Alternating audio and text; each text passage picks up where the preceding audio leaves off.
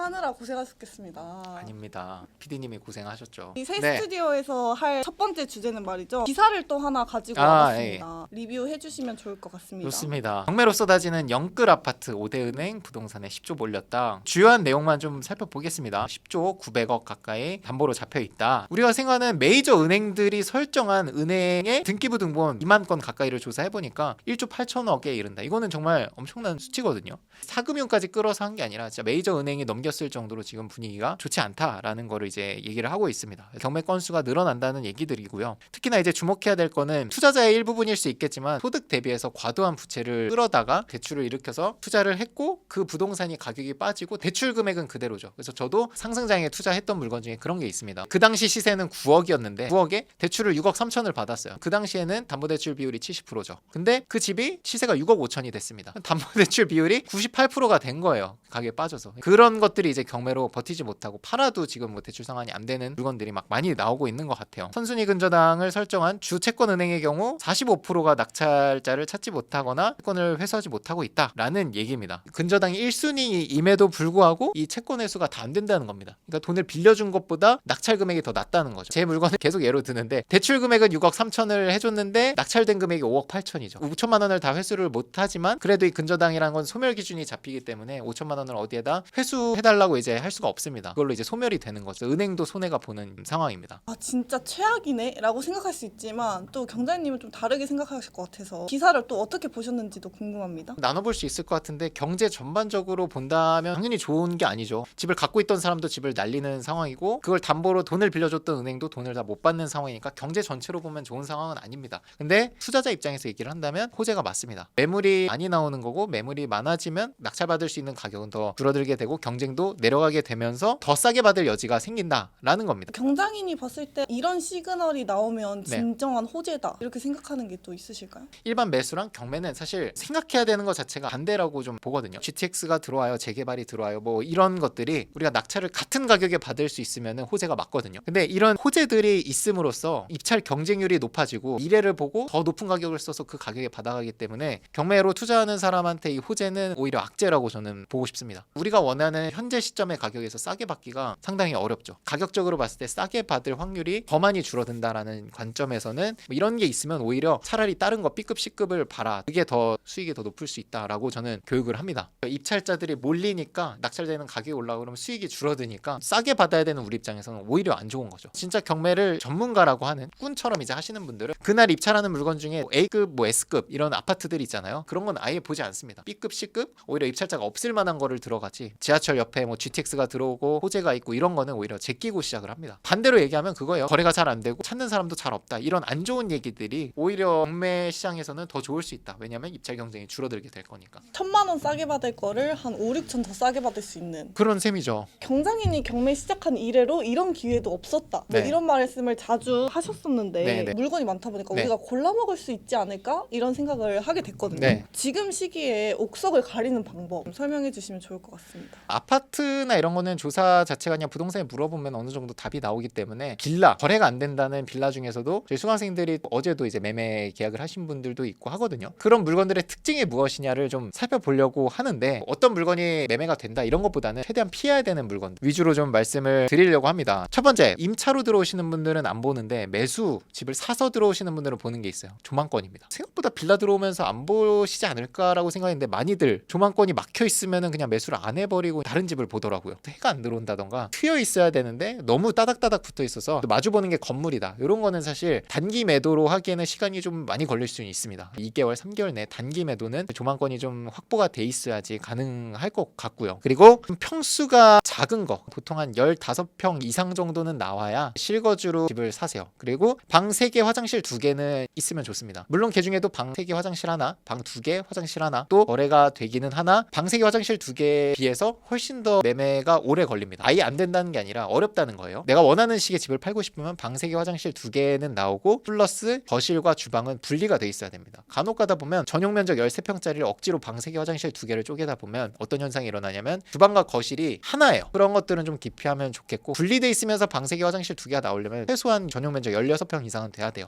세 번째 말씀드릴 거는 4층 이상이면 무조건 엘리베이터는 있어야 되고요. 3층까지는 엘리베이터가 없어도 매수자가 있습니다. 실내 공간이라든지 이런 게 좋으면 엘리베이터가 없어도 3층까지는 괜찮으나 4층부터는 이제 매수세가 확 줄어들어요. 엘리베이터가 없으면. 마지막으로는 이제 건축물 대장상에 빌라처럼 생겼으나 근생으로 돼 있는 경우가 있어요. 근린생활시설, 사무실 이런 것들은 그 빌라의 주차 공간이 부족하기 때문에 일부를 근린생활시설로 빼서 주차 공간이 없어도 건축가의 허가를 받을 수 있게 약간의 꼼수로 만든 거거든요. 근생 빌라 같은 경우는 월세 수익이 굉장히 높아요. 가격은 싸게 받을 수 있는데 그거에 반해 월세는 얼마 차이가 안 나거든요. 잠깐 거주하시는 분들은 월세 시세는 똑같아요. 근데 매매가가 확 떨어지다 보니까 투자한 사람 입장에서는 수익률이 훨씬 더 높은 거죠. 월세 수익으로는 나쁘지 않을 수 있으나 평생 월세만 받아야 되는 빌라가 될 수 있어요. 근생 빌라는. 근린생활시설이기 때문에 전입신고가 안 되는 건 아닌데 전입신고 된 게 적발이 되면 이게 위반 건축물에 등재가 돼서 이행강제금이라는 게 계속 나옵니다. 그런 리스크들이 있기 때문에 내 집 마련 차원에서 집을 보시는 분들은 아예 그냥 안 하죠. 이행강제금을 물면서까지 내 집 마련을 그런 걸 하겠어요. 근생 빌라는 이제 단기 매도로는 안 보시는 게 좋다. 네 가지 말씀을 드렸습니다. 조망권, 방세기 화장실 2개에 평수 한 15평 이상, 거실과 주방이 좀 분리가 돼 있을 것, 건축물 대장상, 근린생활시설은 좀 피하는 게 좋다 말씀을 드려봅니다. 지금 기회가 될 수 있는 거는 사실 뭐 실거주 집으로 마련하시는 분들은 경매로 매매가가 예를 들어서 6억짜리면 한 10% 정도 싸게 한 5억 4천 정도에 받는 거는 사실 어렵진 않거든요. 다주택자들 대상으로 취득세 중과라든지 여전히 대출이자가 꽤 높은 수준이 유지가 되고 있으니까 오피스텔 중에서는 저도 이제 이 방식을 많이 쓰는데 오피스텔은 매매가를 조사하지 않습니다. 매매가를 조사해봤자 어차피 거래가 안 된다고 하는 거는 거의 이제 수도권 포함해서 지방도 마찬가지거든요. 전세가를 조사해서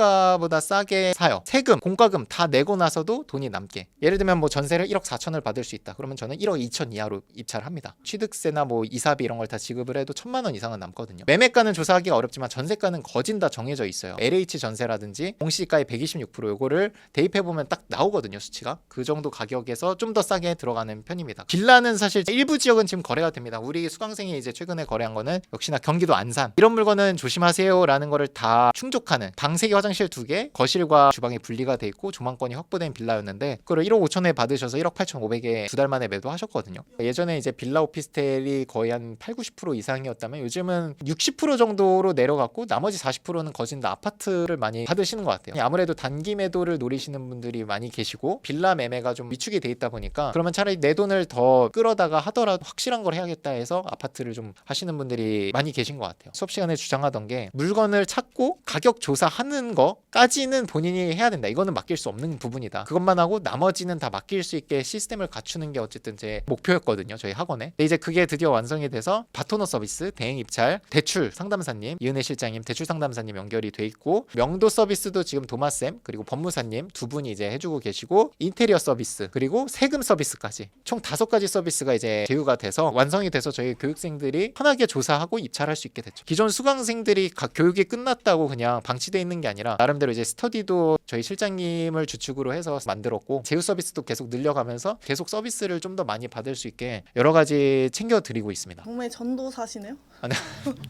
경매쟁인가 봐. 고생 많으셨습니다.